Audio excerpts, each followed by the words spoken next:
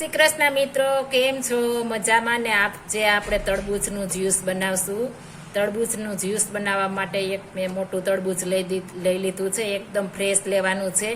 આ રીતના પીળો ડાગો આવે એવું લેવાનું છે. આખું એવું લીલું આવે એ નથી લેવાનું.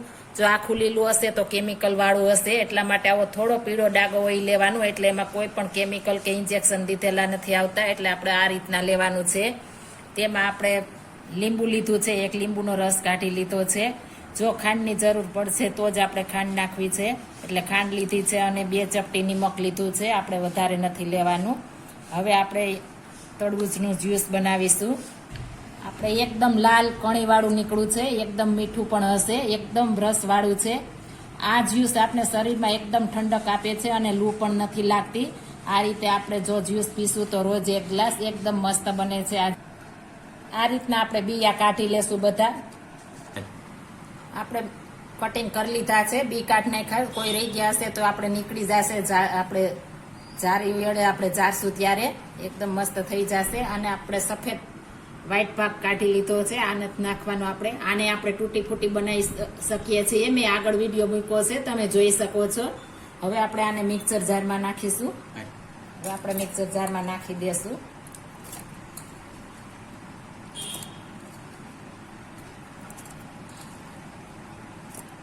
આ લીંબુ પાણી નાખીશું.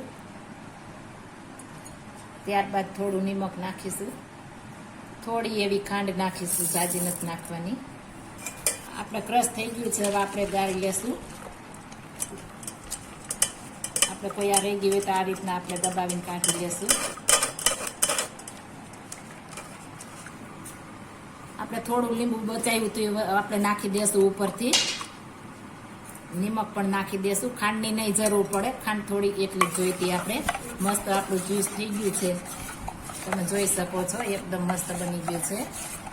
એનું છે આપણે આમાં કોઈ પણ વસ્તુ કલર કે આપણે ઉમેરો નથી. એકદમ મસ્ત બની ગયું છે.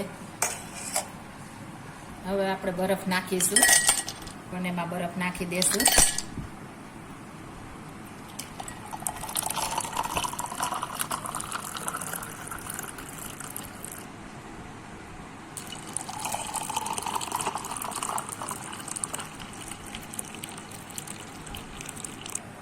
આપણું મસ્ત મજાનું તરબૂચનું જ્યુસ તૈયાર થઈ ગયું છે. હવે તેને આપણે ગાર્નિશ કરી દેશું, ત્યારબાદ સર્વ કરીશું.